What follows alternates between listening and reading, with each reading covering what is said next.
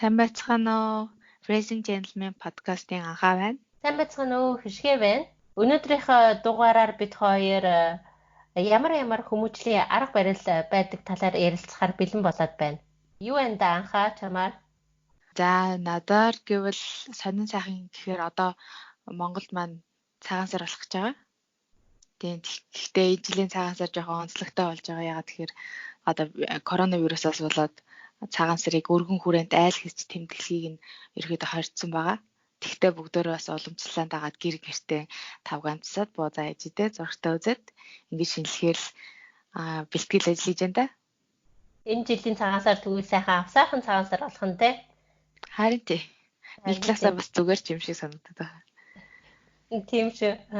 Энэ хавар бас сонгуул эхлэх гээд сонгуулийн сурчлагаанууд их явж байна. Тэгээд маргааш сонгуул болно. Миний бодож ирсэн юм юу вэ гэвэл би урд нь ганц шуудаа Монголд сонгуульд оролцож үзэж байгаагүй юм байна. Тэгээд залуу байх ч яг нэг сонирхоогүй байсан. Тэгээд одоо энэ жилээс сонгуулийн эрхийг гадаадд амьдарч байгаа монголчуудаас алсан гэдгийг дууссаны дараа л би одоо сонгуул өгч яхад минь яавда гэж харамссан л та. За эрх байгаад ахаар зэрэг нэг тоохгүй байгаад ирэхээ тэгээд хасуусныхаа дараа л харамсдаг юм шиг байна. Юмныхаа өнгөрснээ дараа нь ер нь хүмүүс их харамсдаг ч тий. Харин тий. Тэгээ сууж энэ да. За тэгвэл хоёулаа гол сэдвээр оръё. За өнөөдөр бид хоёр нэлээд олон хүмүүжлийн арга барилыг бэлдсэн байгаа. Тэгээд юу ч гэсэн аль болох бүгдийг нь ярихыг хичээн. Тэгтээ судлаад байхад маш олон арга барилууд байдаг юм бэлээ. Тийм учраас товчхон яриад тэгээд бид хоёр үзэл бодлоо хуваалцаад тэгээ явах болно.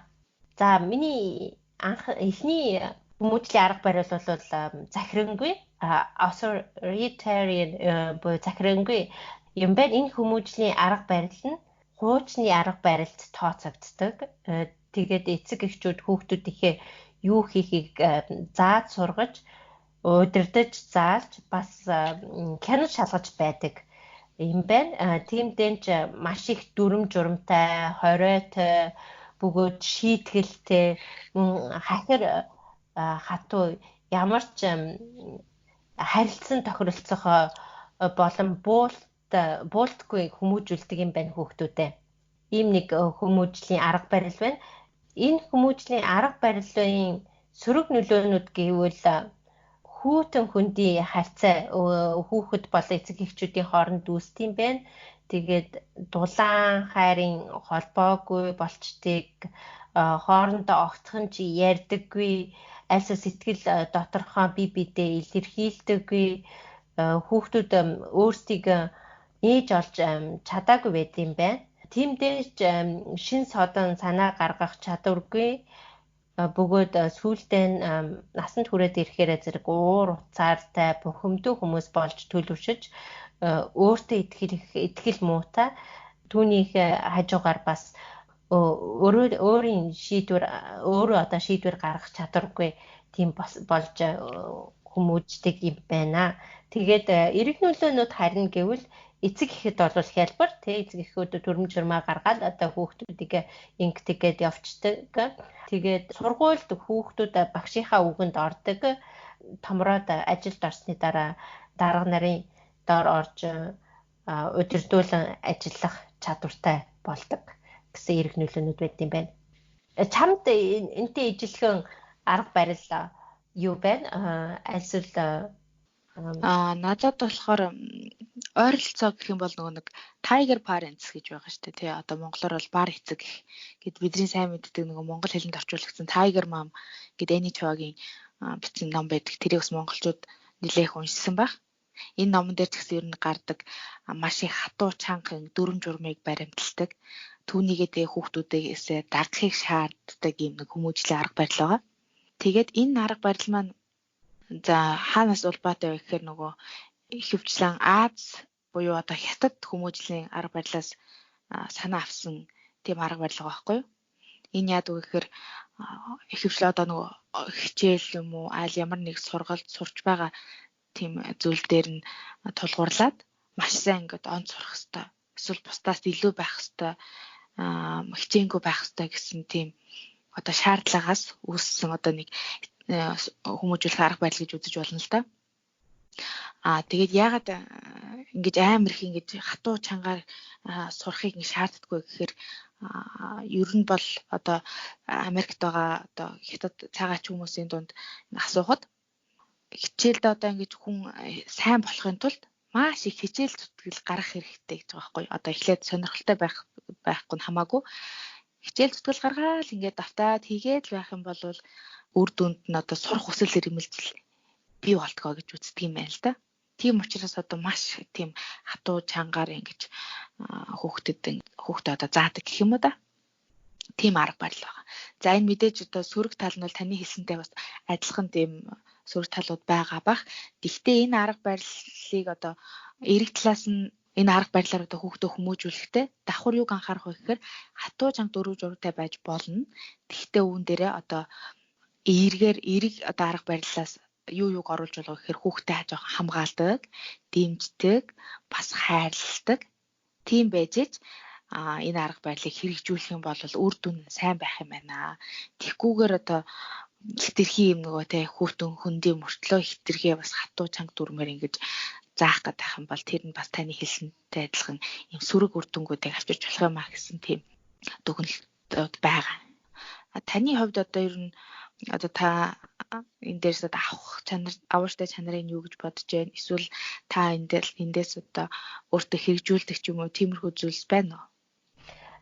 Би энэ бар ээж гэдэг энэ номыг бас уншижсэн. Тэгэхэд би бодогдчихсэн зүйл болоод нэг талаар бол бодохдоо энэ ээж ямар төвчээртэй ээж вэ гэж надад санагдсан. Яагаад гэвэл тэр ээж өөрийгөө бол маш ихээр золиослсон хүүхдүүдийнхээ ирээдүй одоо хүүхдүүдийнхээ боловсрол хүүхдүүдийнхээ амжилтын төлөө маш их золиос гаргаж исэн.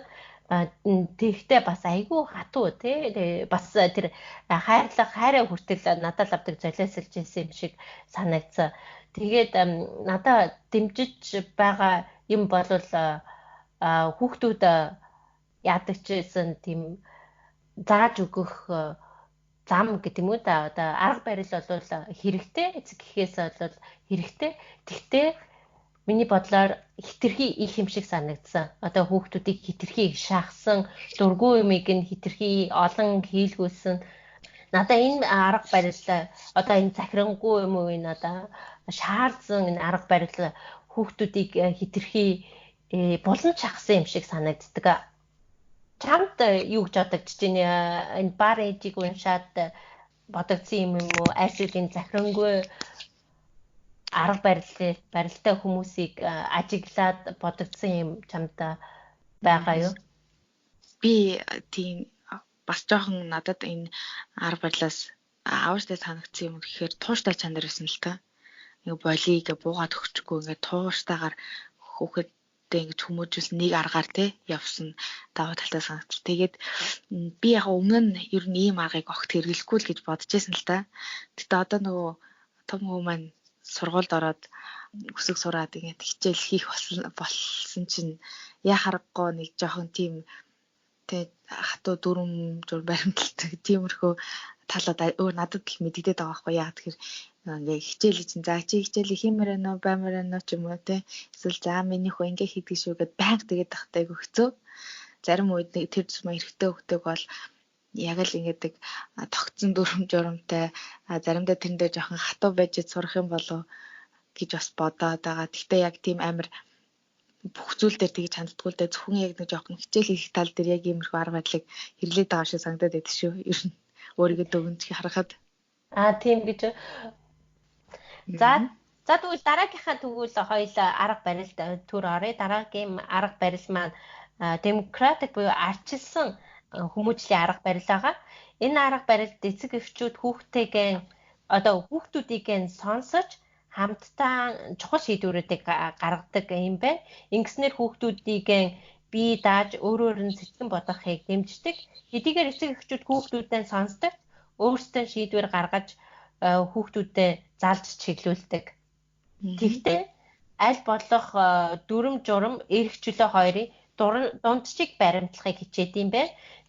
Хүүхдүүдтэйгээ байнга ярилцаж тэднийг хүлээн зөвшөөрж ойлгодог учраас эцэг гэх хүүхдийн хооронд халуун дулаан хайрын холбоо үүссэн байдаг юм байна. Хүмүүжлийн арга барилд. Гэхдээ энэ хүмүүжлийн арга барилд сөрөг нөлөөнүүд бас байна. Эцэг гэхээс маш их төвчээр шаарддаг.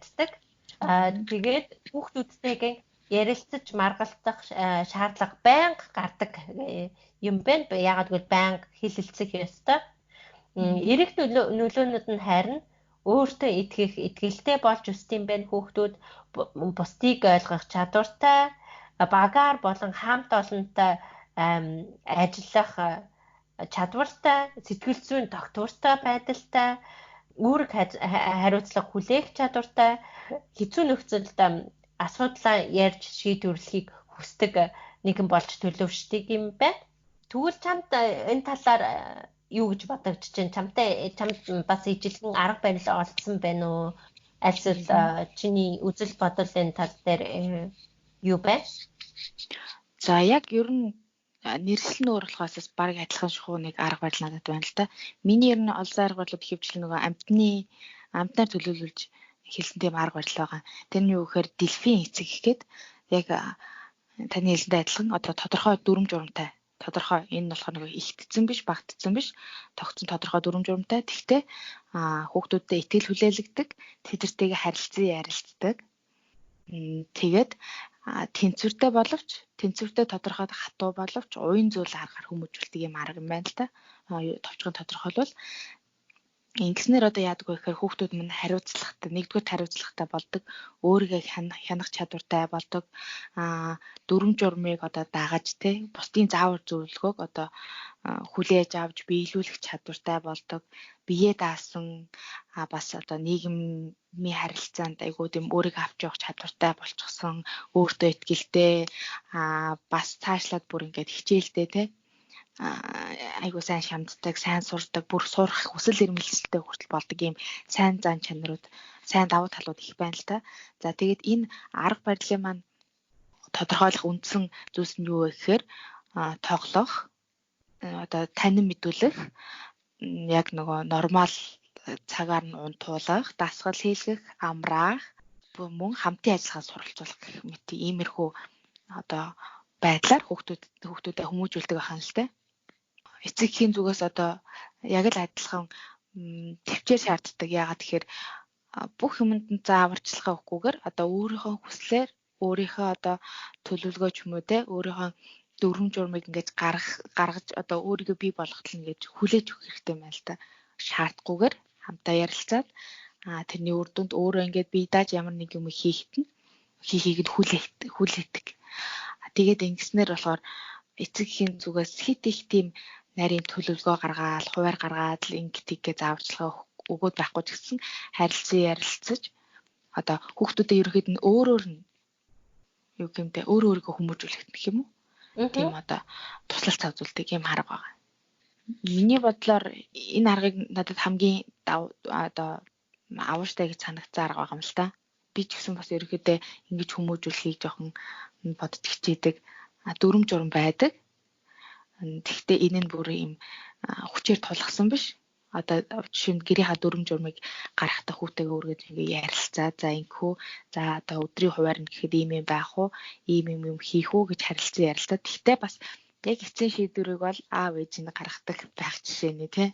Тэгээд хит нэг талыг зөвхөн хичээлээ хийх ч юм уу нэг талыг баримтлахгүйгээр айл болох одоо хоолыг нэдүүлэх, амраах, хүүхэд эмчид тоглуулах тий. Тэгтээ тэрнийх нь хажуугаар хичээлийг нь хийлгэх бас олон төрлийн одоо нөгөө тань мэдгүйг нь хөгжүүлэх, олон талын мэдээлэл олгох ч гэдэг ч юм уу тий.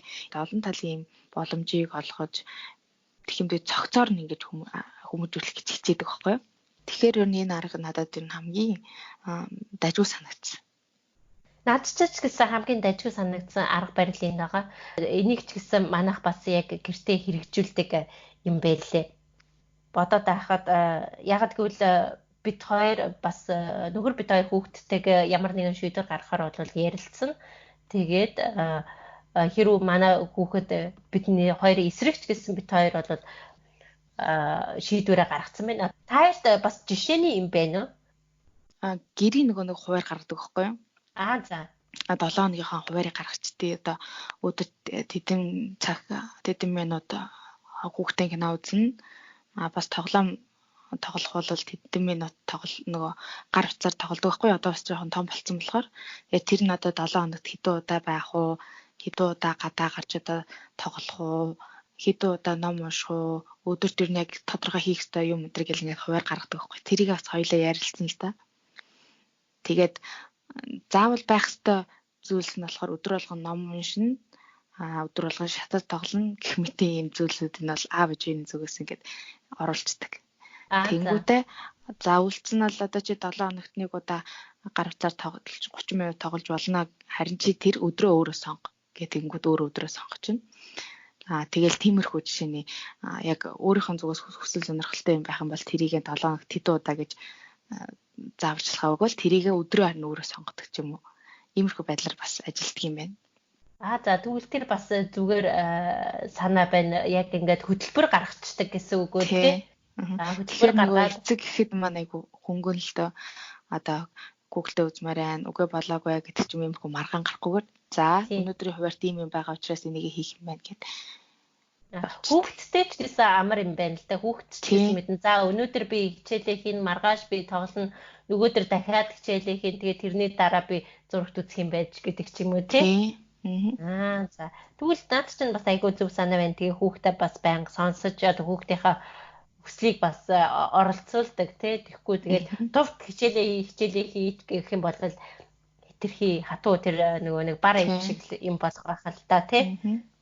За тэгвэл би дараагийнхаа бас хүмүүжлийн арга барилд оръё. Дараагийн хүмүүжлийн арга барил маань egalitarian буюу тэгш ирэх гэдэг арга барил байна. Энэ хүмүүжлийн арга барилд эцэг эх болон хүүхдүүд яг тэгш ирэхтэй. Ачилсан аргаас нэг өөр нь шийдвэрүүд хүүхдүүдтэйгээ хамт хилцсэний дараа зөвхөн хүүхдүүд хүлээн зөвшөөрсөн тохиолдолд гаргадаг. Учир нь эцэг эх болон хүүхдүүд аль нь ч давуу ирэхгүй тэмдээч эцэг эхчүүд хүүхдүүдтэй зааварлаж тушаадаггүй юм байна. Яг ижилхэн эрэхтэй хүүхдүүд хэрэг эсэргүүцэх юм бол тэд шийдвэр гаргадаггүй гэсэн үг юм байна. Сөрөг нөлөөнүүд гэхий бол ямар нэгэн шийдвэр гаргахад хэцүү. Ягаад гэвэл хэрэг тэр хүүхэд үгүй би энийг хийхгүй гэх юм бол тэгэл шийдвэр гаргахгүй тэгэл орхичин гэсэн үг юм байна.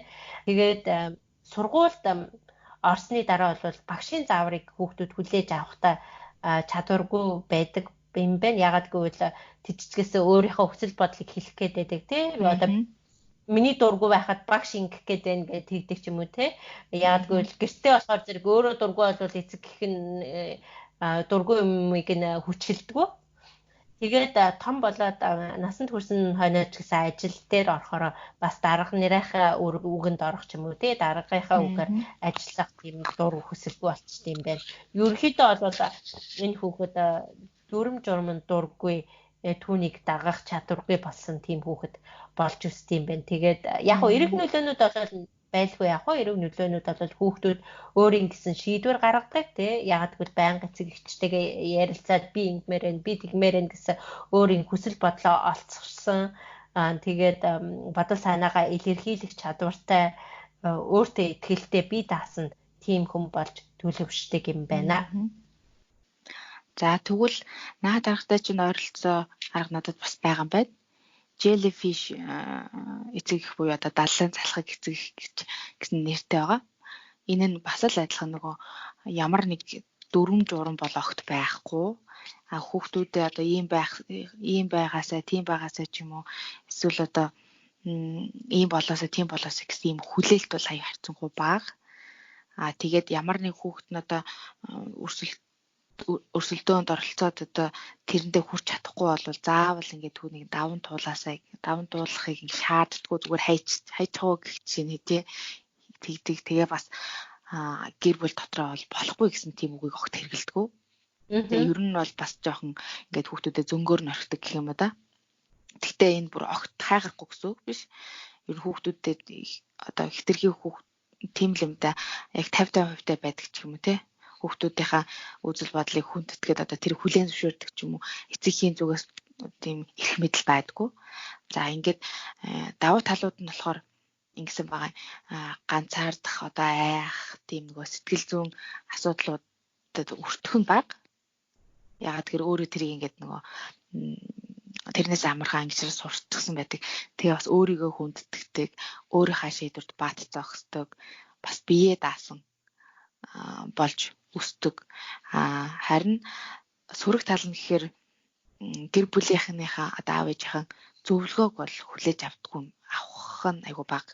Өөрөөр байгаа сурцсан болохоор тэгээд бас гэр бүлийнхнийхээ ийм заавар зөвлөгөөг дагаж сураагүй болохоор гадны хүмүүсийн нөлөөнд жоох автах гэдэг талтай. Бас одоо өөрөө хүсээд ингээд суралцах тал дээрээ жоохон асуудал гардаг. Бас аюулт өртөх магадлал өндөр байд юм байл та нөгөө эцэгийнхээ үгийг нэг тийм ингэж хүлээж авч сурааг өөрөөр байгаа сурсан болохоор өөрийн мэдгүй аюулт өртөх магадлал өндөртэй байдаг юм байлээ. Тэгээ бас нэг дутагдaltaй тал болохоор ийм арга барилаар тэгтээ эцэгхийн хэрэг хүүхдүүдэд хайр халамжаар жоохон дутаах юм бол өөрийгөө хангалттай бос гэж боддог. Ер нь ингээд өөртөө нөгөө итгэл нь жоохон багасаад би ер нь нэг тийм сайн амж чадахгүй даа ч юм уу. Тий болж хүмүүжих магадлалтай байд юм байлээ. За тэгвэл jellyfish миг сонсоод байхад бас миний арга барилтаа одоо дараагийн хэлэх арга барилтаа бас жоохон төстэй юм байна. Ер нь бол энэ олон арга барилуудыг уншаад судлаад байхад хоорондоо бол айгүй жоохон төстэй арга барилууд байгаа. Гэхдээ нэг хоёр талаараа ч юм уу өөр ч юм уу тий. Жишээлбэл миний дурдсан эхнийх болохоор зэрэг арчилсан арга барил одоо болохоор тэгш ирэх гэж байна. Тэгэхээр зэрэг уул нь хоёулаа хүүхдүүдтэйгээ хэлэлцдэг мөртлөө арчилсан дээр нь болохоор эцэг эхчүүд шийдвэрийг гаргана. Тэгш ирэхтэр болохоор хэрэг хүүхэд эсэргүүцэх юм бол шийдвэр гаргаж чадахгүй тийм болж байна гэсэн үг. Тэгэхээр зэрэг jellyfish ижилхэн миний арга барил болохоор зэрэг дараагийн яг ижилхэн биш гэсэн баг зэрэг чиний дурдсан юмнуудтай хідэн зүйлтэй ижилхэн гэх юм бол laissez-faire гэсэн арга барил юм байна. Тэрний арга барил нь болохоор зэрэг хүүхдүүдээ хүснийх нь дагуу юу ч хамаагүй хийлгэх буюу зөнд нь орхих гэсэн арга барил юм байна. Би энэ арга барилыг тодорхойлъё л да. Энэ арга барилд эцэг эхчүүд хүүхдүүдтэй гаргах дүрм журм болон хэмжээ хязгаар байхгүй. Хүүхдүүдийг зөвхөн зөнгөөр нь орхиод өөрсдийнх нь дураар өсгдөг гэж байна. Тэгэхээр эцэг эхчүүд хүүхдүүдтэй хүмүүжүүлэх ямар ч сонирхолгүй бөгөөд хүнийг одоо бүхнийг зөвшөөрдөг гэж тэд хүүхдүүдийнхээ амьдралд оролцдоггүй. Тэгээд хинэггүй тоомжиргүй эцэг эхчүүд гэж үздэгэн байна. Энд laissez-faire гэсэн одоо зөнд нь орхисон эцэг эхчүүд. Тэгээд энэ зөнд нь орхисон эцэг эхчүүдийн сөрөг нөлөөнүүд нь бол маш их. Зарим тохиолдолд анхаарал халамжаар хүүхдүүдэд дутааж эрүүл мэндийн болон сэтгэл санааны хохироолд оруулдаг юм байна. Тэгээд хүүхдүүд хэдийгээр хүсэл мөрөөдөлтөйч тусалж дэмжих хөнгөөс хэрэгжүүлж чаддаггүй гэсэн байна.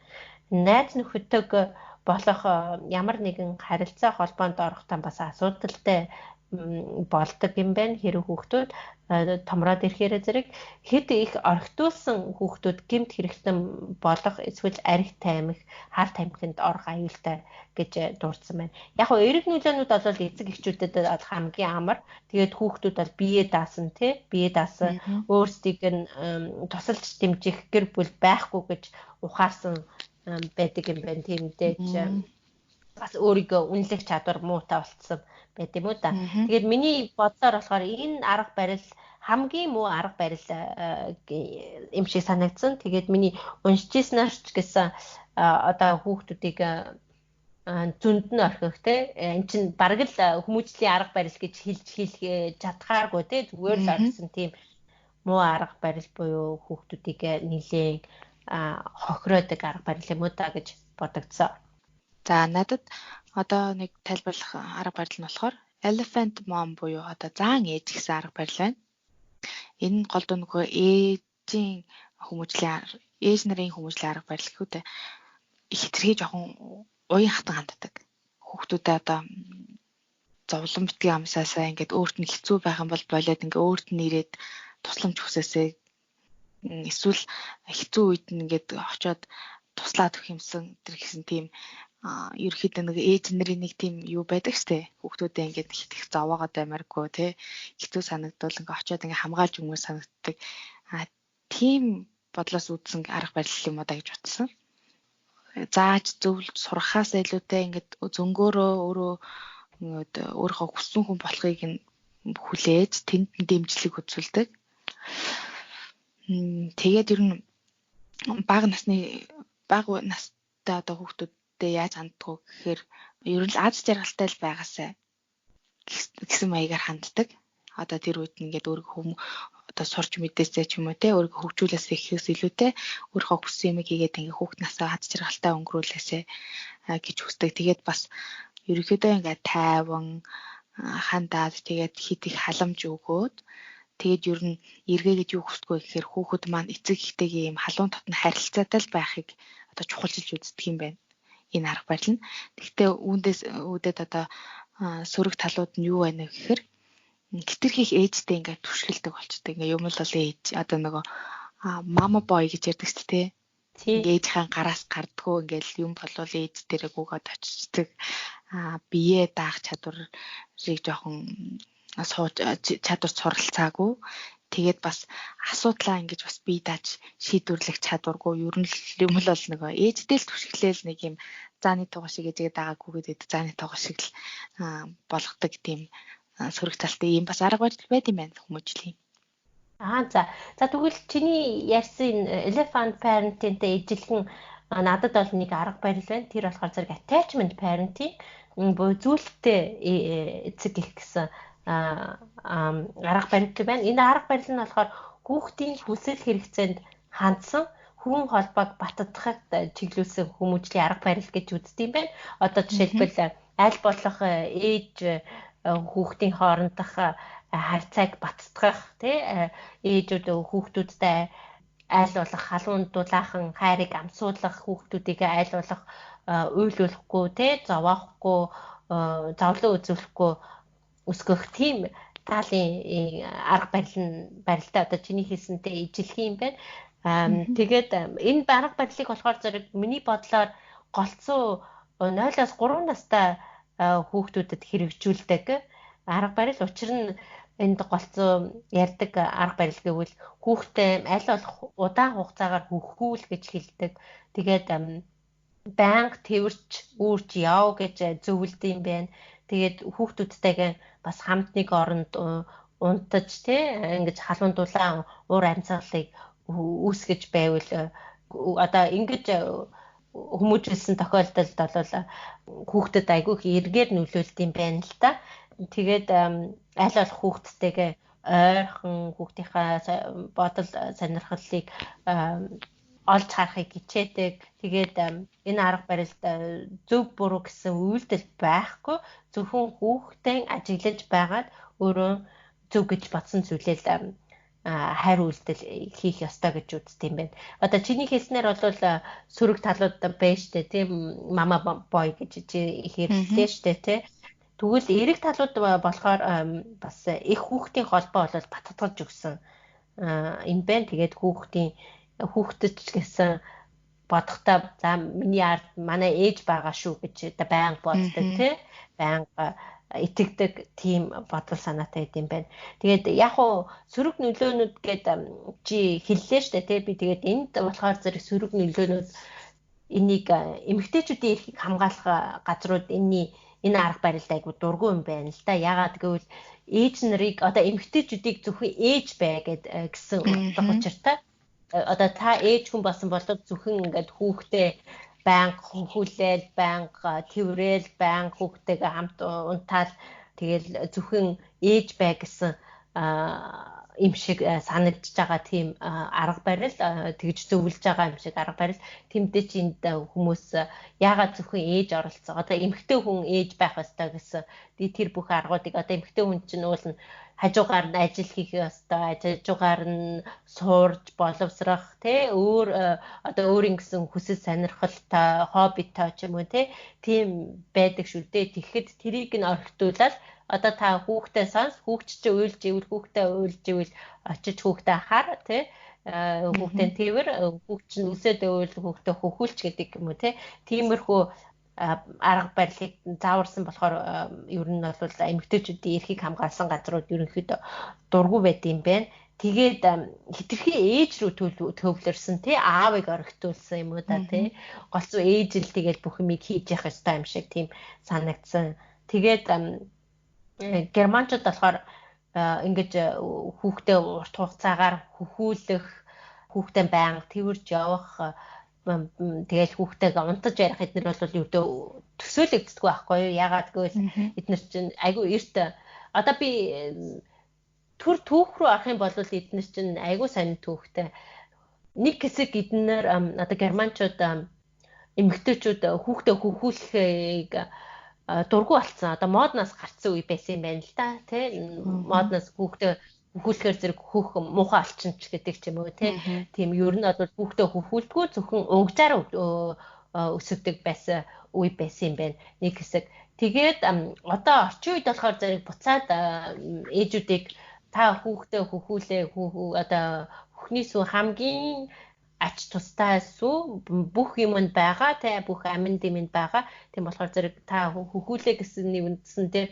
эмэгтэйчүүд одоо ээжүүд хүүхдүүдээ хөхүүлж эхэлж байгаа боловч ихэнх ээжүүд одоо хүүхдээ хөхүүлж чаддгүй юм да одоо чаддгүй гэж олон талын асуудал гарч ирдэм байх. Тэгээд миний уншижсанаар эмнэлэгт төрснийхаа дараа хүүхдээ хөхүүлээд одоо эмчийн тусалцаагаар хөхүүлж агаад төрсний одоо эмнэлгээс гарсны дараа 3-1 л ээж нарын 3-1 л цаашаа хүүхдээ хөхөөрөө хөхүүлдэг. Бус нь тэгээ шууд угж руу ордог гэж байгаа байхгүй юу?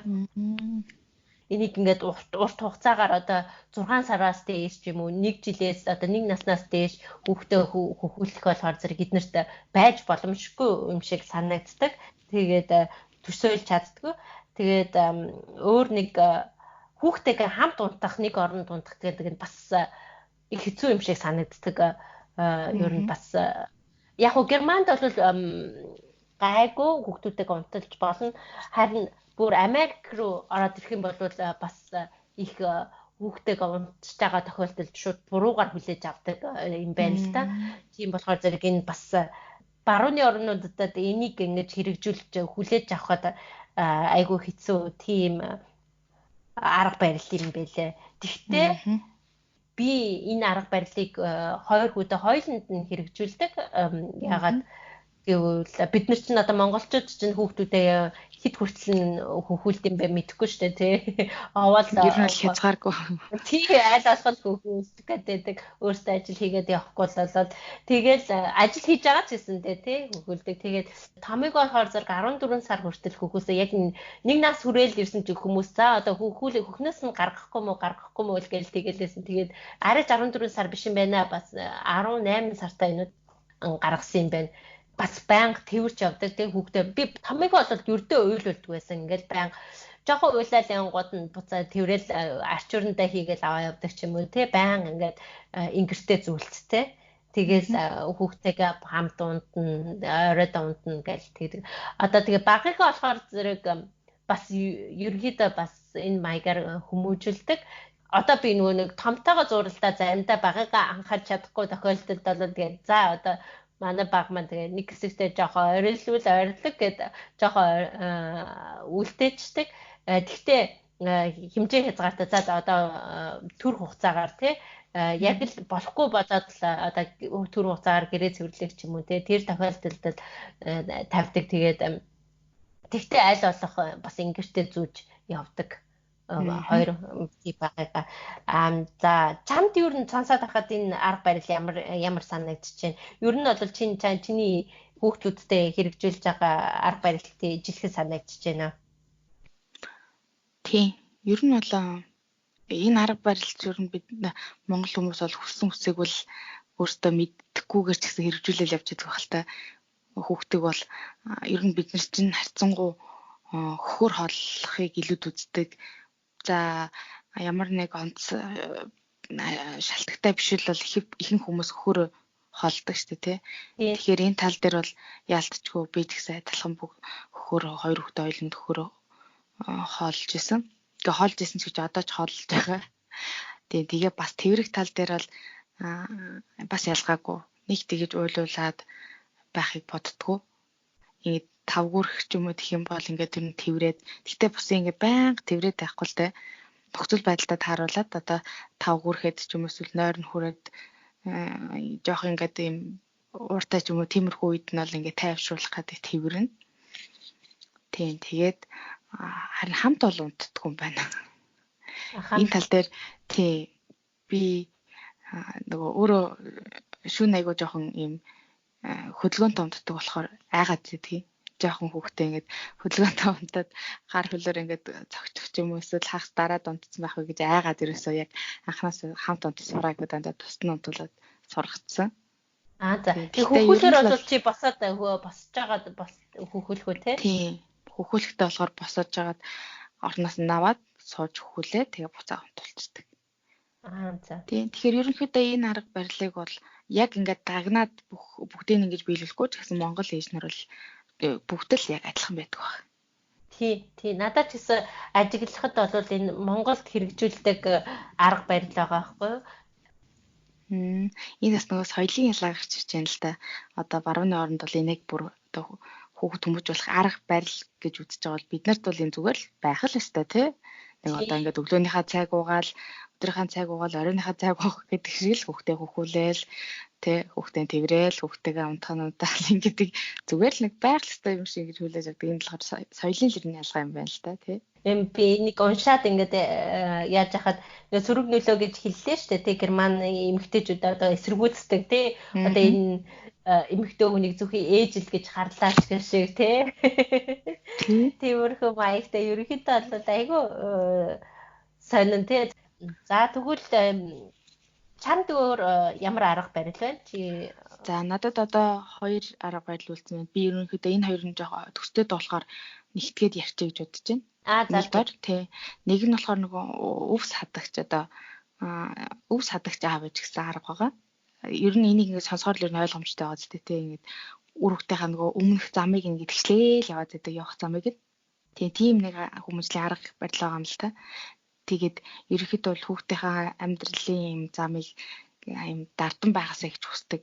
Тэхийн тулд ингээ өмнөр нь ороод одоо бүх юмыг нь цаад бэрхшээлийг нь одоо өөрөөр нь туулах биш ингээд өмнөөс нь ингэж одоо тоолж өгдөг ч юм уу бэрхшээл тулгарх юм бол тэрийг нь шийдэж өгөх гэдэг дайраад байдаг. Тим эцэг эхчүүдийн юм арга барил байдгийм байна. Энэ тэлтэй ерөнхийдөө л бодоход сөрөг тал ихтэй. Тэгээ хүүхдийнхаа ингээл аваастай ингээд бүх юмыг ингэж бэлдээж янзалж өгснөөрөө хүүхд маань амжилтанд хүрнэ гэж боддог чи энэ эсрэгээр хүүхдүүдэд маань одоо өөрийн гэсэн юм чи бодолгүй шийдвэр гаргах чадваргүй яа тэгэл бүх юмын эцэгчүүд өмнөөс нь хийгээд өгсөн болохоор тэгээ цаашлаад одоо нийгмийн харилцаанд орсон ч гэсэн ингээд нөө бүх бэлэн одоо бүх зүйлийг ингээд бэлэн байхыг ингээд хүлээгээд байдаг өөрөө ингээд бий болохыг мэддэггүй тэгэл хүсэл цаашлах юм бол бүр хүсэл мөрөөдөлгүй бүх юмыг нь одоо өмнөөс нь хийгээд өгöd хаар чинь зүгээр л нэг юм тэрхий бэлэнчлэх сэтгэлгээтэй болдог тийм сөрөг талтай байдаг юм байна. Тэгээд хэрвээ ийм арга барилтай эцэгчүүд байх юм бол ийм зөвлөгөө өгд юм байна л та.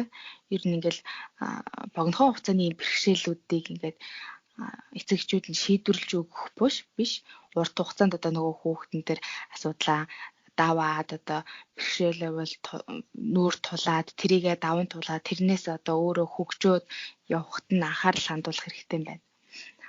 Өөрөөр нөгөөтэйгүр бас бүх зүйлийг нь зохицуулаад өмнөр нь гүгээд авах биш хэрхэн тэрийгэ даван тулж болдгийг хэрвээ одоо амьдралд хэцүү юм тохиолдоод өвдөг сөхрүүл яаж босож болдог гэсэн арга барилыг нь заах нь чухал юм байна. Өмнөөс шийдвэрлэх бус зааж өгөөрэй гэсэн тэр зөвлөгөө өгсөн байлээ. Ер нь бол иймэрхүү төрлийн арга барилтай эцэгчүүд ер нь бидний эргэн тойронд аюух байдаг санагдаад байгаа байхгүй юу? ер нь ингээд хүүхдүүдийнхээ өмнөөс Панда л нэг хамаг л тайр халамжаа үзүүлээл хүүхдээс дэ мундаг хүн болох чий гэл өмнөрөнгүүгээд л хэдэг тий. Тэнгүүд эцээц нөгөө хүүхд нь яг юм хувь хүн болж төлөвш чаддгүй. За өөр нэг арга нь болохоор helicopter parents буюу одоо нисдэг тэрэг аавч гэж байгаа. За энэ болохоор бас л яг нөгөө нэрнээс харагдаж байгаа ингээл хитрхи их хараа хяналтанд ор ингээ байлгаал байдаг. Бүх зүйлийг нь мэдчихээх хэрэгтэй гэл те. За бараг л юу бодож जैन тэрийг ч би мэдчих хэрэгтэй гэсэн тийм байдлаар ханддаг ийм эцэгчүүдийг хэлдэг юм байна. За энэ эцэгчүүд нөгөө хүүхдээ бага наснд нь яаж ханддаг вэ гэхээр хажуунаас салгадаг өөрөөсөө. За юу л хийх нь, ямар хөдөлгөөн хийх нь, ойлгох нь гэл ингээл бүр нүд салгалгүй хараал байж идэг. Тэгэл үргэлж заадаг. Одоо хүүхдээ жоох юм сул чөлөөтэй өөр ганцаараа ингэ үлдээх боломж олохгүй. Ингээл ингэ чи одоо тэрийг хийгээл үүдл бүрээр нь зааж өгөөд л одоо оролцоод идэм юм байна. Тэнгүүтээ за нэг дунд анги манг болоод ирэхээр нь бүр багшд нь хүртэл одоо ингээд манай хүүхдийг харж байгаараа манай хүүхд яаж гэн хичээл номны хасан бай тэ гэрийн даалгаврыг нь хүртэл бараг шалгаад гэрийн даалгавартанд оролцоод хийж өгч шинэ тэ тэнгүүт өсвөр наснд ороод ирэхээр нөгөө өсвөр насны хүүхдүүд юм өөрийн орон зайтай болж эхэлдэг штэ эцэгээсээ жоохон тусгаарлах байна. Тэрийг нь одоо орон зай гэж олохгүй л ерөөс бас бүх юмд нь л хувийн амьдрал бүх юмд ингээ оролцохоор ингээ яваад байдаг. Тим эцэг эхчүүдийн арга барил юм байна. За энэний одоо эерэг тал нь юу гэхээр эрсдлээс хамгаалж байгаа юм л да. Одоо муу зам руу орхоос нь сэргийлж өгөх бас юм давуу талтай байж болох байхгүй юу. Тэгэл бас нэг одоо ингээд А Б гэсэн хоёр сонголт байх юм бол одоо бас арай нөгөө аав ээж чинь арай юм үзэж нүд тайлсан хүмүүс байдаг болохоор зөв одоо сонголт хийхэд нь бас нөлөөлж зөвөр одоо нөлөөлөх тийм эерэг тал байгаа боловч сөрөг тал нь гэхээр хүүхдүүд маань хитрхи нөгөө аав ээжийнхаа заавраар явсараад аав ээжийнхаа зааваргүйгээр ингээд шийдвэр гаргаж чадахгүй хэрвээ амьдралын чухал шийдвэр гаргах нөхцөлд аав ээжийн дэрэгтэн байхгүй бол одоо яана би ингээд одоо яах вэ гэл ингээд яах учраа болохгүй тийм байдалд бас ордог тийм сөрөг талтай гэсэн байгаа юм. За энэ тал дээр танд нэмэх тийм арга барилууд байна уу? Яг энэ helicopter буюу нисдэг тэрэг гэсэн эцэг эхийн арга барилыг би бас энд сонсч ирсэн юм байна. Сонсоод ер нь бол эхийн эцэг эхчүүд нэг хэсэг баг helicopter эцэг эхчүүд болцсон байсан. Одоо хүүхдийн тоглох талбай дээр очилаа гэх юм бол нэг хүүхдэл гихтэл ингээл ээж нь байж идэг. Тэгэл заримдаа аав нь, заримдаа бүр өвөө юм байна. Ах эгч нар ингээл бараг 4-5 хүн ингээл зэрэг ингээл нөгөө хүүхдээ чинь ингэж харж хандж идэг. Ингээл хүүхдээ те тэгдэг байдал айгүйх байдаг. Энд болохоор ерөнхийдөө хүүхдүүдийг бол байнга хараа хяналтандаа байлгадаг. Тэгээ зарим эцэг эхчүүд хэтрүүлэх гэдэг тал байдаг л та. Тэгээд яг үнэн чиний хэлжсэн дээрээс бас сонирхуулж хэлэхэд бол ийм ингэж одоо helicopter эцэг их болохгүй тулд яах ёстой вэ гэсэн чинь те аюулгүй байдлыг хангаж өгөх биш те ингээд одоо зарим эцэг эхчүүдүүд ингэдэг юм байна л да одоо хүүхдийн тоглоомын талбай дээр очингуудаа энэ зэрлэг өвс юу адаг аллерги тусгадаг зэрлэг өвс байна энийг авч хайч гэдэг ч юм уу тий ингээд хаасайгүй одоо аюул хайгаад идэг аюулгүй байдлыг хангаж өгөх биш харин аюулыг яаж хянаж сургахад туслах ёстой юм байна тий одоо жишээлбэл хүүхэд юм хийж байгаа л ингээд хайчаар хайжлах бол ээж аав чи гараа зөс чинь алив би хайчлаад үгүй гэхийн оронд заа чи ингээд болгоомжтой ингээд гараа ингээд барьж байгаад ингээд хайчилж гэдэг ч юм айсэл ногоо могоо арилгах гэсэн өмнөр нь ороод хийхийн оронд харин хүүхдээ аюулгүй байдлыг нь хянаж сургахад туслах ёстой гэж үздэг юм байна. Тэгээд үүрэг хариуцлагыг бас бага багаар хүүхдтэй өөрөлд сургах хэрэгтэй. Хэрэг хүүхэд тань цэцэрлэгтэй тий нэг хүүхдээ муудалцлаа гэж бодъё л да тий тэгээ зарим зөндөө гарна штэ. Тэгэхэд эцэг эхчүүдийг битгий ингээд дундуур нь оролцох гэж зөвлөлт юм байна. Одоо харин тэр хүүхд өөрөө шийдвэрлэх ёстой тий найзтайгаа муудалцлаа гэх юм бол яаж эвлэрч болох вэ гэдгээ өөрөө ингэж олж тэгэж шийдвэр гаргаж тэгээд буцаад найзтайгаа эвлэрэх тийм юуг гаргаж идэхгүй тэгэл зарим эцэг эхчүүд чинь муудалцлаа гэвэл дундуур нь ороод чи энэ хүүхдэд дахиж битгий тоглолч гэдэг ч юм уу те тэгж болохгүй гэж зөвлөсөн байна. Тэгээд гуравт нь болохоор хэтэрхий их халамж өгч болохгүй. Тэгээ хүссэн болгоныг нь хийж болохгүй тий. Хайр халамжаа бас хүмүүжүүлтэйгээ хамт ингэж дундыг баримтлаа тий. Хэтэрхий их хайртай ингээл одоо би энэ тоглоомыг авмаар байна гэвэл шууд худалдаж аваад миний хүү гэл ингээл өгдөг ч юм уу тий. Тэгэхгүй харин энэ тоглоомыг авмаар байна гэх юм бол за чи энэ тоглоомыг авахын тулд тэгээд одоо төрс өдөр болгоноор чинь бэлэгний оронд мөнгө өгье. Тэгээд тэр мөнгөө цуглуулж агаад миний хүү энэ тоглоомоо худалдаж аваараач гэдэг ч юм ингээд жоохон хүмүүжилтэйг хамтарч хүмүүжүүл гэж зөвлөд юм байна. Одоо миний уншижсэнаар болохоор helicopter parenting хамгийн муу эцэг эхийн хүмүүжлийн арга барилтай ижилхэн гэж үздэм байна. Одоо laissez-faire гэсэн одоо хүүхдэд тоомжиргүй архих гэсэн арга барилтай ижилхэн хүүхдүүдийг эрүүл мэнд болон сэтгэл санааны хохиролд оруулах магадлал өндөртэй байдаг гэж байна. Жишээлбэл хүүхд чинь одоо мод авирах гэнгүүт чи чинь аюултай болохгүй гэж ингээд бүх юмыг ингээд хориод аюулгүй байдлыг хангаж өгөөд байхаар нөгөө хүүхдтэй сүултээ өөрийн гэсэн тийм чадваргүй болцдог тийм уншиж ирсэн юм байна. За тэгвэл чамд ямар одоо бодол төрсөн энэ арга барилыг уншиж байхад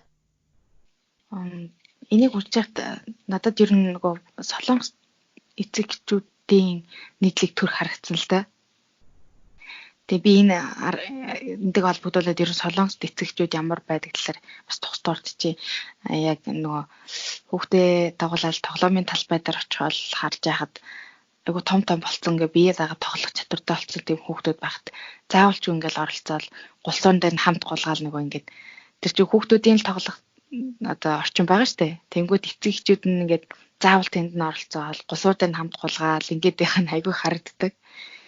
Би болохоор ингээд ерөөхдөө нүдэндээ харагдах байдлаас хараад одоо намаа орч идэг ч юм ингээл өөр юм хийгээ байж хат дундуур нь ороод ингээд айгу тэр нь төвхтэй санагдаад байдаг л бусад ингээд эцэгчүүдийн хувьд хүүхдүүдтэйгээ зэрэгтэл ороод хүүхэд ингээд бүдэрч унах тохиолдол байна шүү дээ өөрөө. Тэгээ босоод хөвлөө гөвөөд явчих юм дээр чинь гүйдчихээ. За яасан юу алсан өвдснөө гэл ингээл байх чинь иймэрхүү яг нөгөө хеликоптер эцэгчүүд бол айгу харагддаг. Тийм тэгээд ер нь бас ажиглаж байхад хүүхдүүдтэй ингээд он сурах хэрэгтэй гэсэн юм бодолтой эцэгчүүд маш их байдаг. Бүр асар их. Тэгэл цэцэрлэгийн одоо бага наснаас нь эхлээд үсгэн заагаад уншиж сургадаг, англи хэл хажуугаар нь заадаг тий. Ингээ гэрийн багш хөслөөл ингээд заагаад иддэг байхгүй юу. Тэгээд тэрүүгээрээ бас их айгүй хөрсөлддөг. Тэгээд зарим талаараа нөгөө хүүхэд чинь бас тодорхой хэмжээнд хүүхдээр байх хэрэгтэй штэ. Ингээд тоглож надад тий. Ингээл баян хичээлийгэл дарамтлаад байхгүй. Тэгтэл ингээл цэцэрлэгт чинь тийм 4 5 настай хүүхдүүд ингээл уншуулж байгаа ингээл гэрийн багш авчаал нөгөө гэрийн багш нь загнахтаа загнаад л ингээл бас айгүй дарамт өгöd байдаг. Тиймэрхүү талууд айгүй ажиглагддаг. Тэрүүгээрээ бас өрсөлддөг. Манай хүүхд уншиж чаддаг. Өнгөт тийм үү. Тэгвэл манай хүүхд англи хэл мэднэ гэдэг ч юм. Тэгээд бага ингээд ороод ирэхээр бүгд уншаад ингээд өөрөө цээж бичих хэмжээнд юм болцсон байдаг. Хитийг бас нөгөө хайрцаглаад байдаг юм болов гэж боддог шүү дээ. Тэг заавал бүгд нийтээр одоо 5 настай гэхэд уншаа бицээ сурцсан байх хэвээр, хажуугаар нь англи хэл үзсэн байх хэвээр, тийм юм дугууланд явцсан байх хэвээр гэл ингээл ятсан. Тэгээд оюутнууд ингээ анзарч яхад дандаа ингээ нэг хайрцаглагдаад яг тийм байх ёстой гэсэн тэр заавраар ингээ яваад амьд сурцсан байт юм шиг байгаа. Яг бүгд нэгэн жигд юм байдаг. Дүрм журмыг баримталдаг гэх юм уу, эсвэл хэтэрхий хайрцаглагдсан гэх юм уу. Тэгээд энэ нь ер нь нөгөө хит их аав ээжээ хараа хяналттай байсаас болдог байх гэж үздэг. Тэгээд жишээ нь одоо ахлах ангийн хүүхдүүд байлаа гэхэд аав ээж нь өрөөг нь цэвэрлдэг, ээж нь өрөөнд нь орж ирэл угаах хувцнуудыг нь өөрөө ээж нь өөрөө ялгадаг гэдэг ч юм уу. Энэ нь надад л нэг соёлын хувьд бол амар том шоконд л ормоор санагдаад байдаг шүү дээ. Одоо ингээд 16 7 хүрсэн охин байлаа гэхэд ээж нь орж ирээд за энэ юу шкафыг цэвэрлсэн шүү, угаах хувцсыг нь ялгацсан гэдэг ч юм уу. Тий. Тэгэхээр ер нь нийтлэхээр энэ хеликоптер эцэг эхчүүд маш их байдаг юм байна. Гэтэ мэдээ сайн тал бас байгаа л да. Тий helicopter эцэг эхчүүд бол барууны оронд одоо хөгжиж байгаа оронд бол их байдаг юм шиг санагдсан тий. Одоо юунд чи хэллээсээ солонгостай их ажиглагдсан. Германч гэсэн уул нь их ажиглагддаг байсан. Гэхдээ одоо гайгүй болж ах шиг юм шиг санагдсан. Юу гэсэн тэгээ чиний хэлдгээр одоо хүүхдүүдээ би 5 настай гэхэд үсэг бицэг сургасан байх ёстой, англи хэлтэй сургасан байх ёстой гэсэн. Энэ талыг бол баримтлагатай бол германчууд арай чөлөөтэй хүүхдүүд аль болох зарим германчуудыг сонсоод байхад аль болох орой хүүхдүүдийг сургуульд оруулахыг хичээдэг. Яагаад гэвэл хитрхи эрт очихоор зэрэг хитрхи эрт нөгөө амьдралд нухлагдана гэж ярих юм уу да тий. Тэгэд гэж айдаг болохоор зэрэг айл болох орой хүүхдүүдэд сургуульд оруулахыг хичээдэг юм шиг байлээ. За тэгвэл чи солонгостойхоо юг ажигласан бол би ч гэсэн тэгвэл дараагийнхаа хүмүүжлийн арга барил руу оръё. Тэгээд дараагийн хүмүүжлийн арга барил маань anti-authoritarian буюу захирангуй бус буюу ямар ч дүрм журм хэмжээ хязгааргүй өсгөх гэсэн хүмүүжлийн арга барил байгаа. Тэгээд энэ хүмүүжлийн арга барилын руу орохынхоо өмнө тэгвэл би тавчхан түүхийн яриа л да тий Герман дахь түүхийг яриа. Германд 30-40-од оны үед одоо дэлхийн 2 дугаар дайн болсон шүү дээ. Тэгээ дэлхийн 1-р дайн, тэгээ дараа нь дэлхийн 2 дугаар дайн, дэлхийн 2 дугаар дайнд чинь германчууд эхлээд тэгээ германчууд ялагдсан байгаа. Тэгээд энэ ялагдсан үед чинь маш их том хотууд бөмбөгдүүлсэн, герман нэлээд сүрсэн, тий эдийн засгаараач хойхорсон, улс их орнд бол ерөнхийдөө бол нэлээд их хохиролд учирсан үе байсан. Тэгээ тэр үед голцоо аав нар ажилдаг, ээж нар гэртээ суудаг. Одоо ээж нь хүүхдүүдтэйг хардаг байсан. Тэгээд яг дайны үед явсан чинь аав нар тэгээд ихэнх нь цэргийн хүмүүс, айлсвал орсуудад баригдаад хоригдож байгаад ирсэн хүмүүс ч юм уу те. Тиймэр хүмүүс байсан болохоор зэрэг нилийн хатуу дүрм журамтай эцгүүд байсан. Тэгээд гэрт нь ингээд байхад хүүхдүүд эцэг эхийг одоо хүмүүндэд аав таа гэл айгу тийм ёс журамтай тэгэл айгу хатуу дүрмтэй одоо хүүхдүүд яг ингээд хооллоо гэж суухаар бол бүгдээрээ суугаад хооллоод аавыгаа босоогүй цагт бол босох хэрэг байхгүй ч гэдэг ч юм уу тий. Тиймэрхүү айгу хатуу дүрм журамтай өссөн. Тэгээд тэр хүүхдүүд маань яасан бэ гэсэн чинь өөртөө насанд хүрээд ирээд өөртөө хүүхдүүдтэй болоод ирээд тэгээ Германы эдийн засаг ч гэсэн сайжраад ирсэн чинь 60-70-аад оны үед яасан бэ гэсэн чинь хүүхдүүдийг ямар ч дүрм журмгүй өсгөөд эхэлсэн. Өөртөө айгу хатуу дүрм журмтай өсчөөд тэгээ хүүхдүүдийг би одоо энэ хүүхдүүдийг ингэж өсөхгүй айгу хэцүү байсан гэж одоо би хүүхдүүдийг ямар ч арга одоо ямар ч дүрм журмгүй өсгөнө гэд тэгээд 60-70-аад оны үед бол энэ арга барил орж ирсэн юм байна. Тэгээд энэ арга барил нь лесефе буюу тийсээ томжиргүй хүмүүжил гэсэн энэ арга барилаас өөр нь юу вэ гэх юм бол эцэг эхчүүд хүүхдүүдийнхээ амьдралд оролцдог, тий анхаарал халамж тавьдаг, хүүхдүүдтэй өөрсдийн багтаан мөрөөдөж байсан хязгааргүй эрх чөлөөг олгодог гэсэн үг юм байна. Тэгэхээр зэрэг одоо өөр баг байхтай айгу хатуу байсан болохоор тэрийг мөрөөдөжсэн тэр хязгааргүй эрх чөлөөг одоо хүүхдүүдтэй олгосон. Ингэж хүүхдүүдтэй оюун санааны эрх чөлөөнөөс гадна бас цэвэр цэмцгэр эмх цэгцтэй байдлыг ч чөлөөлж өгсөн. Тэгэхээр зэрэг хүүхдүүдтэй бас гэр орон цэвэрлэхийг ч хүртэл зааж өгөөгүй. Та нар сурах албагүй тий би хийчихье гэдэг ч юм уу тий. Эмх цэгцтэй байх албагүй, та нар заван одоо цэвэрхэн байх албагүй гэж бүр тэгэл юу ч хүүхдүүдтэй бүгдийг зөвшөөрсөн.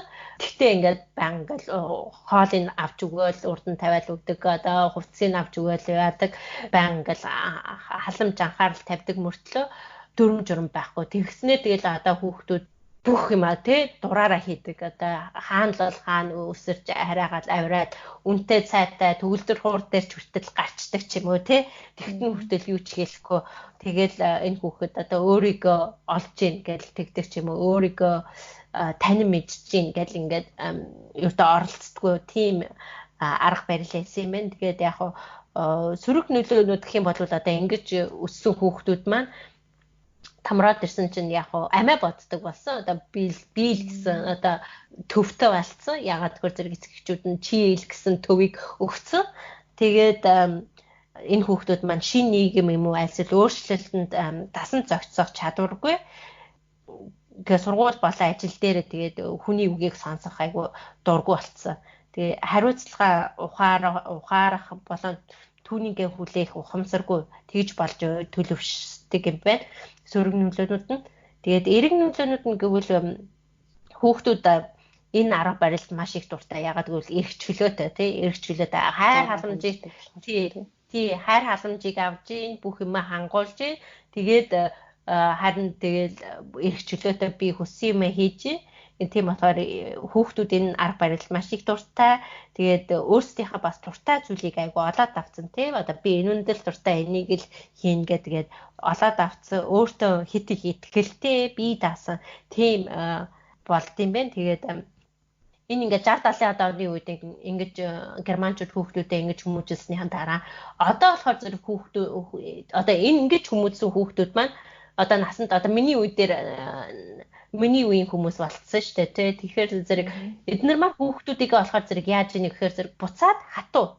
Гэхдээ яг хатуу биш яг нэг аль болох хатуу зөвлөнийг дундчиг нь баримтлахыг хичээдэг болсон. Одоо бид хоёрын өвөө эмээнэрийн үе шиг тийм хатуу биш. Ээж аавынхаа үе шиг тийм зөөлөн биш. Тэгээд яг дундчиг баримтлахыг хичээдэг болсон юм шиг санагдсан. За нэг юм арга байна. За тэгвэл тэгээ би бас дараагийнхаа сүүлийн тэгвэл арга барил руу орё. Энэ нь болохоор зэрэг Монтессори гэсэн арга барил байна. Тэгээд энэ арга барил нь болохоор зэрэг бие даах чадварыг дэмждэг арга барил юм байна. Италийн нэгэн эмч Мария Монтессори 1907 онд эмнэлэгт сэтгцийн хоцрогдолтой тий хүүхдүүдтэй ажиллаж байхдаа энэ арга барилыг хөгжүүлсэн юм байна. Гол утга нь болохоор өөрөө хийж өөртөө туслая гэсэн утга санаатай юм байна. Тэгээд Монтессори хүүхдүүдэд шийтгэл болон урамшуулал аль нь ч хэрэггүй гэж итгэдэг бөгөөд эцэг эхчүүдийн хүүхдүүдийнхээ өмнөөр орж бүхнийг хийдгийн эсрэг зогсдог тийм эмэгтэй байсан юм байна. Тиймдээ ч хүүхдүүдэд аль болох бие даах чадварыг сургаж тэгээд олон төрлийн материалуудыг хөгжүүлсэн юм байна. Үүн дотор жишээлбэл өдөр тутмын амьдрал дахь материалууд, хогоо цэвэрлэх боломжтой.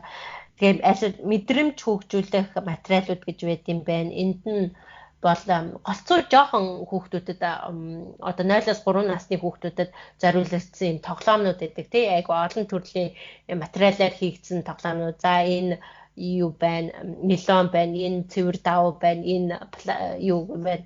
Хуванцар байж гэдэг ч юм уу. Ингээд хүүхдүүд өөрсдийнхөө ингээд мэдрэмжээ хөгжүүлэхэд зориулсан тийм олон төрлийн материалууд байдаг. Тэгээд математикийн чадварыг хөгжүүлэх, хэлний чадварыг хөгжүүлэх, космос буюу сансрын мэдлэг олгох гэсэн материалуудыг өгд юм байна. Тэгэхээр би судалж байхад бол Монголд иймэрхүү Монтессори арга барилыг даасан сургууль цэцэрлэгүүд байдаг гэж сонссон юм байна. Энэ Монтессоригийн нэг хэцүү тал нь одоо сөрөг нөлөөнүүд гэх юм бол яг эцэг эхчүүдээс угаасаа хүүхдүүдэд хүмүүжлэхэд бол бүх арга барилууд одоо яг хүүхдээ зөв хүмүүжилий гэж боддог эцэг эхчүүдэд бол төвчээр шаардагдана. Энд дээр ч гэсэн төвчээр шаардагдана. Тэгээ хоёрт гэх юм бол эдийн засгийн хувьд бол их мөнгө ордог юм шиг арга барил юм шиг санагдсан. Ягаад гэвэл би YouTube цугаар бас энэ Монтессориг хэрэгэлдэг хүмүүсийг үзсэн л дээ. Одоо яаж хэрэгэлдэг, одоо яаж хүүхдүүдэд энэ арга бие даах арга барилыг заадсан болоо гэж харсан чинь одоо жишээлбэл нэг хүүхэн 3 настай охинтой тэгээ 3 настай охинтой болохоор ингээд юм жижигхэн юу барьцсан одоо хүүхдийн жижигхэн галтгоо гэж байдаг шүү дээ тий уулын тоглоомд галтгоо ингээд яг хүүхдийн хэмжээнд тохирсон юм жижигхэн галтгоо тэгээ тэрэнд нь тий юу хийцэн угаалтур хийцэн ингээд цэвэрхэн угаалтур тэгээ ус хийцэн тэгээ хажууд нь ингээд жижигхэн аяг тавг тавьцсан тэнгүүд хүүхд чинь өөрөө очиод тэр галтгооноос өөрөө очиод өөрөө хоолоо хийгээл усаа хийж уугаал тэгэл идэж уусныхаа дараа тэр угаалтураа өөрөө угаагаал тэгээ хажууд нь ачуур тавьчихсан ч юм уу те тэгэл тэрийг ингээ ачуураа ингэж тавиад тэгээ ингээд угаадаг. Альсвал тэгэл хажууд нэвдчихгээ хүүхдийн тий галтгоо тэгээ бас тоос орогч тавьдаг. Тэгэл хүүхд өөрөө ингээд тоос орогчоор ингээд цэвэрлдэг ч юм уу тий. Тиймэрхүү маягтай ингээд хүүхдүүдийг аль болох өөрөө хийж өөрөө бүх юма хийхэд ингээд туслалцаа үзүүлэх маягаар ингээд бүгдийг ингээд тавиад өгсөн байт юм билээ. Тэгээд миний бодож байгаагаар одоо уншсанаар болохоор энэ арга барилуудыг хэрэгжүүлсэн сургууль цэцэрлэгт үүд бас германд бас байт юм билээ. Монголч чинь германч чинь тэгээд миний бодож байгаа болохоор зэрэг яг хөө гэртээ хэрэгжүүлж чадахгүй маа гэхэд яг хөө сургууль цэцэрлэгт нь өгчөж болдог юм уу да гэж бодогдлоо. Ягаад гэвэл тэд нэр ингээд хүүхдүүдийг яг бие даалж одоо бүх юмыг ингээд хангаад өгсөн хүүхдэд зориулсан жижигхэн галтгоодоо ч юм уу хүүхдэд зориулсан бүх юм цэвэрлэгээний юм да бүх юм ингээд өөрөө хоолой хийгээл хоолоо авдаг ч юм уу тиймэрхүү санагдсан. Тэг ингэжснээр бол хүүхдүүд бол бие дааж сурна тий өөрсдийнхөө хэмнэлээр тэгээд суралцсан олон талын мэдрэмж мэдлэгтэй болдог гэж эрэг нийлүүнүүд хэлсэн байна. Тэгээд За ийм байна. За тэгвэл хоёулаа ингээд арга барилуудаа дуусч чам чи хоёулаа харьцуулалтанд орох уу? Чамд ер нь солонгосчууд чи ярьсан шүү дээ тий хеликоптер юм шиг байлээ гэж ярьсан. Өөр арга барилууд хэрэгжүүлж байгаа юм шиг санагдсан үгүй юу? Ер нь бол ямар? Тэгээд нөгөө тал нь болохоор та зөвхөн дөрөв дурдсандаа хит их чөлөөтэй байлгадаг. Одоо огт юм хэлдэггүй. Тэгээд нөгөө том болсон хүүхд нь энд уйлаад одоо энд тийм шалан дээр дөрөв хөлж байгаа ч ингээд шаларчаал уйлаад дээж найгуу сайхан тайван суугаал гэж жишээ нь. Тийм хүмүүд маш их харагддаг бас. Тэр чинь ээж нэр нөгөө тэрийг одоо тэгж чөлөөтэй байснаар л одоо бас өөрийгөө олж авах гэж боддог л ахaltaа юм мэдээж сөрөг тал даваа талтай байдаг л бах. Гэхдээ бас хитрхийн нөгөө олон нийтийн газар жишээ нь ингээл уйлаал чарлаал ч юм байгаа байдлыг нь бас харж байхад бас хэцүү санагдаж байна. Тэгээд бас их мундаг хүмүүжүүлдэг хүмүүс байгаа. Яг одоо би тэрийн дөрөв бас ингэж одоо хүүхдүүдэд хүмүүжүүлэхийг хүсдэг гэсэн тийм хамгийн боломжтой арга байгаа шүү дээ. Зөв арга тэрийг бас хэрэгэлдэг эцэгчүүд байдаг. Тэгээд харж яхад ингээд хүүхдүүдээс нь ерөөхдөө тэр нь шууд харагдаад идэв шиг санагддаг юм аа. Хүүхдүүдийнх нь одоо бие авч явж байгаа байдал те том хүмүүстэй харьцаж байгаа харьцаа, ээж аавтайгаа харьцаж байгаа харьцаа, одоо тоглоомын газар хүүхдүүдтэй харилцаж байгаа байдал энэс нь харахад бол бас л тэгэл хүүхдээ хүмүүжлэг ер нь эцэгчүүд нэг юм хүн байна да гэсэн тийм нэг дүр зургууд харагддаг. Тэгвэл би бас ажигласан юм аа ярихад бол харж байхад яг хуу хүүхдүүдтэй бол байнга ярилцсан тий чи юу гэж бодож чинь чи ямар бодолтой байна гэж яг хуу тэгэл эсэргүү тал байсан ч гэсэн тэгэл тэрнтэйгээ ярилцдаг. Тэгээд ерөөхдөө бол хараад байхад эцэг эхчүүд янз бүрийн арга барилтай. Тэгвэл орчин үед бол аль болох хүүхдүүдтэйгээ ярилцдаг. Тэгэл ээж нь тэр 5 хүүхэдтэй айлын ээж нь ажилласаа эрэнгүүд нь хүүхдүүд нь бөөм баярлуулаад нөгөө ээж рүүгээ гүгээл тэгэл ээж нь шууд хувцас тайлахгүй те нөгөө ингээл офисын хувцастайгаа мөртлөө шууд хүүхдүүдтэйгээ шалан дээр хэвтэл хүүхдүүдтэйгээ ярилцаал за өнөөдөр ямар өдөр байсан бэ гэл те хувцас тайлахгүй шууд хүүхдүүдтэйгээ ярилцаал тэгдэг байсан. Тэгэл би харж байхад чинь за ингээ хүмүүс оронд хүүхдүүдтэйгээ айгүй ярилцдсан байх гэж харж исэн. Тэгээд одоо хүүхдийн тоглолдог тоглоом дээр ч гэсэн ажиглаж байхад тий эцэг эхчүүд баян ингээд хүүхдүүдтэйгээ ярилцаал чи яасан ингээл тий тэгдэг. Тэгээд яг хуу хеликоптер эцэг эхүүд бол харагддаг байсан. Тэгвэл чамд Монголд бол ямар арга барил хэрэгжүүлдэг гэж боддог вэ тий? Хүмүүс эцэг эхчүүд одоо ер нь нөгөө одоо ч бас харьцангуй мэдээлэл айгүй их байдаг болсон байна. Эцэг эхчүүд хүсэх юм бол тий хаанаас мэдээллүүдийг олж авах боломжтой болсон болохоор харьцангуй эцэг эхчүүд нөгөө зөв хүмүүжлийн арга барилыг олоод тэ хүүхдэд зөв хүмүүжүүлж гэсэн тийм хүсэлтэй эцэг эхчүүд маш их болсон. Тэгээд тэрийгээрээ ч бас нөгөө хүүхдэд хүмүүжүүлдэг одоо эцэг эхчүүд айгүй их болсон. Миний эргэн тойронд одоо ойролцоо настай ч юм уу те найз нөхдөйг харж яхад яг тийм одоо сайн мундаг гэх юм уу та. тийм зөв аргаар хүүхдээ хүмүүжүүлж байгаа эцэгчүүд маш их харагддаг. За яг энэ арга тэр арга гэл ингээд яг тэрийг одоо ингээд 100% хэрэгжүүлэхээс илүүтэй өөртөө одоо хэрэгтэй хүүхдийнхээ онцлог таарсан өөрийнхөө одоо зөв гэж бодсон тийм аргуудаас одоо ингээд түүгээд аваад ерөнхийд нь ингээд хэрэгжүүлдэг болсон юм уу да гэж харагдаад идэг. Одоо жишээлбэл одоо ингээл ярьж чаддаг хүүхдтэйгээ ээж надаа хүүхдтэйгээ илүү ингээл ойрхонтой хүүхдээ ингээл тэрвэрч эрхлүүлдэг тэгсэн мөртөө бас дүрм журм тодорхой дүрм журмыг баримталдаг гэдэг ч юм уу те. Тийм ер нь сайн талууд их харагддаг. Сөрөг тал нь гэхээр бас хүүхдүүдэд хит их бэлэнчлэх сэтгэлгээ суулгаад байдаг байж магадгүй гэж бодоод байдгийг. Юм болгоныг нь өмнөөс нь ингээд хийж өгөхгүй бэлэн байлгаж өгөхгүй бол те. Тиймэрхүү бас талууд ажиглагддаг. Тэгээд ирэхээр хүүхдүүд маань жоох нөгөө амиа хичээсэн дөө ч юм уу те. Эсвэл ингээд бүх юмыг ингээд хин нэгнээс ингээд хийгээд өгч болоо энд тэгчих болоо гэсэн тийм хандлагатай болоод байгаа талууд ажиглагддаг. Гэтэл ер нь аль ч улс орнд адилхан байдаг баха. Мундаг хүүхдүүд тийм сайнтай муутай байдаг. Тэгэл Монголд гэсэн ерөөдөө л адилхан. Гэхдээ бас харцсангуу одоо ч орчин үед чинь мэдээлэл технологиг хөгжсөн болохоор зөв хүмүүжлийн арга барилыг хайж тэрийг олж хэрэгжүүлдэг эцэгчүүд ер нь дэлхийд дээр нэлээ их болсон баг. Надад тэгсэн тэгж санагдсан Монголд бол хүмүүжлийн хүүхдийн хүмүүжил дээр бол маш их анхаардаг болсон тий. Хүүхдүүдтэй аль болох ном уншуулахыг хичээдэг болсон. Хүүхдүүдтэйгээ аль болох цагийг хамт өнгөрөөхийг хичээдэг болсон. Ер нь хүүхдүүдтэй маш их анхаарал тавьдаг болсон юм шиг санагдсан. Тэгээд яг үнэ. Тэгээ яг хөө сөрөг нөлөөнүүд гэх юм бол дээр үед чинь бидний үед чинь чихэр жимс авах тийм боломжгүй байлаа штэ тий.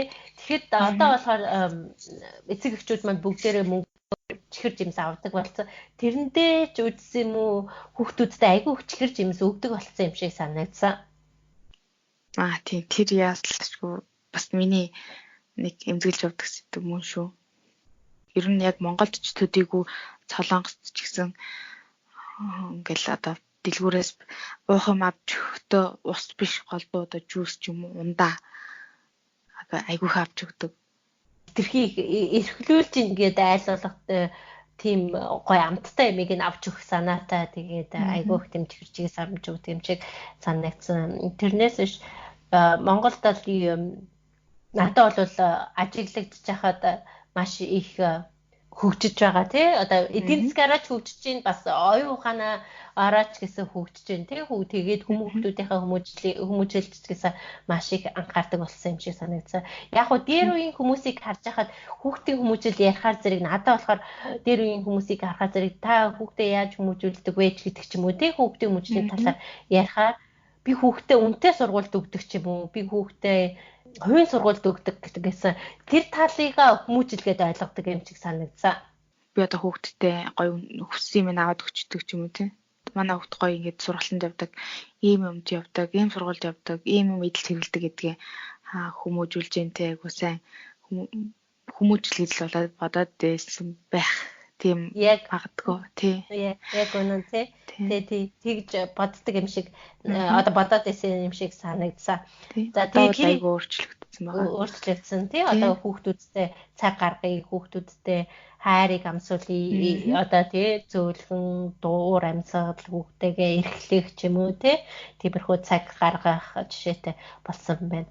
За тэгвэл хоёлаа тэгвэл дуусгахынхаа өмнө хоёлаа ярьсан юм нэг товчлоод дүгнэлт хийхөө. Би нэг юм гоё үг олж харсан. Тэн дээр юу гэсэн бэ гэхээр хүүхэд хүмүүжүүлэх нь шинжлэх ухаан биш ээ. Бас зөв хариуйтайч зүйл биш гэж байгаа байхгүй юу?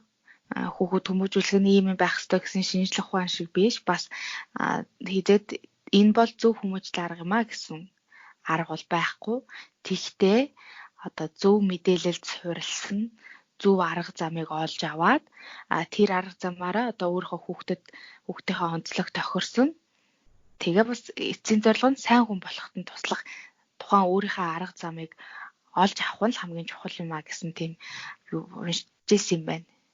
Тэгээд би энүүгээр бас энэ дүгнэлтээ хий гэж утсан л да. Одоо альч цаг үед альч улс оронд хүүхдийг одоо хүмүүжүүлэх цорын ганц шалгарсан арга гэж бол байхгүй. Гэхдээ бидний эцэгхийн зүгээс хийж чадах гол зүйл нь хамгийн зөв гэсэн одоо өөрийнхөө дүгнэлт дээр хамгийн зөв гэсэн аргуудыг олоод түүгээрээ бас хүүхдэд зөв хүмүүжлэлтэй тухайн нийгэмд бас зөв эргэн хүнийг бий болгоход тийм эргэн хүнийг бий болгож чадах юм аа гэсэн тийм дүгнэлтэнд хүрсэндээ. За энэ одоо наад дүгнэлт чинь маш их таалагдлаа тий. Бид нэр хүүхдүүдэд аль болох нийгэмд сайн хүн болох гэж өсөж байгаа шүү дээ тий. Сайн хүн одоо нийгэмд өөрийн гэсэн байр суурь эзлээд бусадтай харьцах чадвартай тий. Бусдаа хамтран ажиллах чадвартай, бусдыг ойлгож бас өөрийгөө ч ойлгуулах чадвартай тий. Тийм хүн болохыг л хүсэж байгаа. Тэгээд тиймдээ ч энэ айгүй маш олон арга барилууд байна. Энэ арга барилыг зөвхөн нэгийн дагнаад хэрэгжүүлнэ гэсэн ойлголт бол байдгүй юм байна. Ер нь бол хүмүүс бол яг олон талыг ингэж холилдсон ч юм уу тийм олон талын арга барилыг суурилсан тийм хүмүүжлийг бол өгд юм байна. Тэгээд хамгийн чиний хэлснээр бол ер нь өөртөө зөв гэсэн хүмүүжлээл сонгож аваад өөрсдөө хүүхдүүдэд хүмүүжилээ тий. За тэгвэл энэ хүрээд одоо өөрсдөө энэ удаагийнхан подкастыг өндөрлөе. За дараагийн манай сэдэв болохоор хүүхдийг, бага насны хүүхдийг хэрхэн унтгуулж сурах вэ гэсэн сэдвээр бид хоёр ярилцахаар бэлдсэн байгаа. За тэгээд 14 хоногийн дараа уулзцагаа баярлалаа. Баяртай. Баяртай.